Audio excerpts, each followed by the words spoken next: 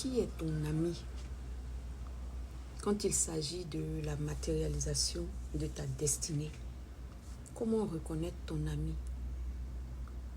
Qui sont les canaux appropriés pour t'aider à atteindre tes objectifs, les objectifs que Dieu a assignés à ta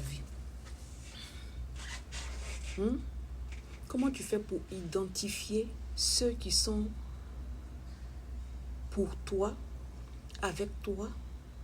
Comment tu fais pour identifier ceux qui viennent dans ta vie pour te propulser?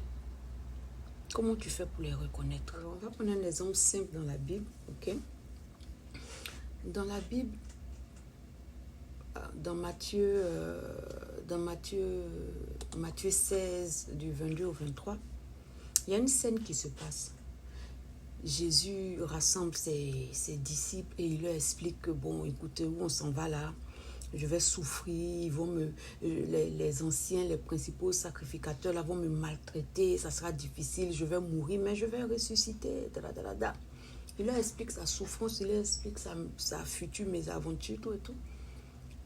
Et Pierre se lève là-bas. Pierre dit, à Dieu n'en plaise, ce que tu dis là, ça ne va pas t'arriver. Ça ne va pas arriver, wallahi billahi. Tu ne vas pas mourir, tu ne vas pas souffrir.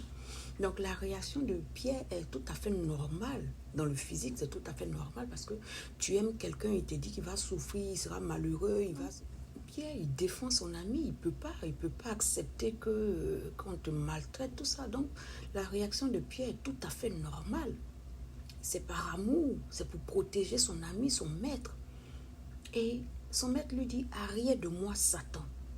C'est-à-dire que le maître ne s'arrête pas sur l'émotion, il ne s'arrête pas sur ce qui est naturellement visible, mais il a en tête son objectif. Donc, par rapport à son objectif, la réaction de Pierre est déplacée, n'est pas une bonne réaction. C'est une réaction qui s'oppose à la réalisation, la manifestation de ce pourquoi il est venu sur terre. Donc, il dit à Pierre, arrière de moi, Satan.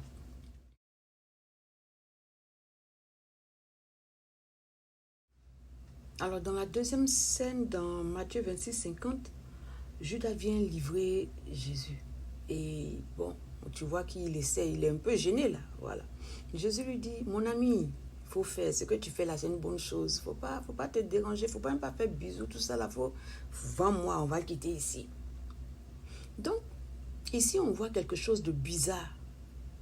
Quand on s'arrête dans la chair, quand on s'arrête dans le naturel pour comprendre les choses, quand on a une compréhension étroite, on trouve que c'est bizarre.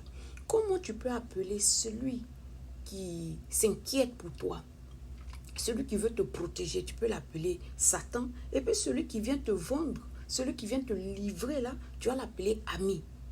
En fait, c'est simple.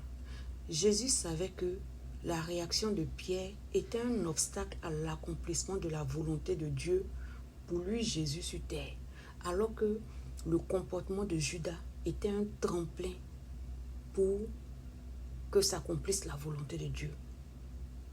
Quelquefois, le mal qu'on te fait là, c'est ça même qui est le vrai canal pour que tu puisses entrer dans cette bénédiction, dans cette gloire que Dieu te réserve. Mais comme on est dans la chair, comme on a mal, comme on interprète mal, comme on ne prend pas de la hauteur par rapport aux choses, on insulte, on se fâche, on est frustré. Mais la vérité, c'est que ceux qui t'ont fait du mal, ils t'ont fait plus de bien que ceux qui pensent te faire du bien en te faisant du mal. Si Jésus avait écouté Pierre, Jésus avait dit, tu as raison, hein, mon ami, tu as raison. Pourquoi même je vais aller me donner comme ça? Puis Donc si Jésus avait écouté Pierre qui était dans les émotions, qui était dans la chair, mais Jésus n'allait pas aller à la croix. La volonté de Dieu n'allait pas s'accomplir. Alors que par la trahison de Judas, la volonté de Dieu s'est manifestée. Quelquefois, ceux qui sont autour de toi et puis qui te donnent certains conseils, tu as l'impression que oui, non, cela c'est parce qu'il m'aime, non, c'est parce qu'il veut me protéger. Ce ne sont pas des gens qui sont en train de te faire du bien. Ils peuvent ne pas être conscients. Hein. Ce n'est pas comme s'ils se lèvent un matin pour dire aujourd'hui je vais lui donner des conseils qui vont l'induire en erreur. Non, ils t'aiment, ils te donnent des conseils, mais c'est selon la chair. Parce que ce n'est pas quelqu'un qui a pris le temps de s'élever en compréhension pour voir de loin ce qui se prépare.